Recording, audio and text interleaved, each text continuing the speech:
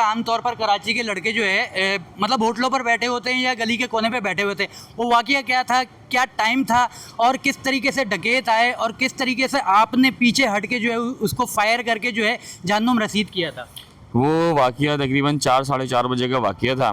तो 3 डकैत एक बाइक पे आए, तो बाइक उन्होंने रोकी। विद इन 2-3 सेकेंड 2 डकैत उसमें से उतर के आए, जिनके पास एक के पास वेपन था।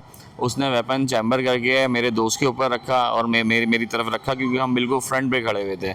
तो उसने पीछे वाला एक और बंदा आया, उसने मेरे एक दोस्त से मोबाइल लिया और वो पीछे हट गया थोड़ा सा ना, उसके साथ खड़ा हो कितने गया। दोस्त थे आप लोग? हम 5 दोस्त थे। अच्छा। जी। फिर जिसके पास वेपन था वो मेरे इस दोस्त से मोबाइल लेने लगा, तो इसने 2-3 दफ़ा मुज़ाहमत की, तो पीछे से फायर हुआ। जब फायर हुआ तो फिर मैं थोड़ा सा रेडी हो गया था कि अब कुछ एक्शन करना है, नहीं तो फिर हम लोग नहीं बचेंगे। तो अच्छा, यानी कि डकैतों ने पहले फायर कर दिया जी, था। डकैतों ने पहले फायर कर दिया था। फिर उसके बाद जो जब उसने फायर किया, उसके बाद जब आपने हथियार लाइसेंस याफ्ता निकाल के उसकी तरफ जो है आपने हिट किया, तो डर खौफ नहीं था कि डकैतों की जानिब से एकदम से जो है यहाँ पर जो है कुछ भी हो सकता है, फायर आ सकती है, मेरी जान जा सकती है, मेरी फैमिली यहाँ पर जिस तरीके से पहले रुल रही है फिर से एक और फैमिली रुल सकती है? यहाँ पर तो 5 घराने थे।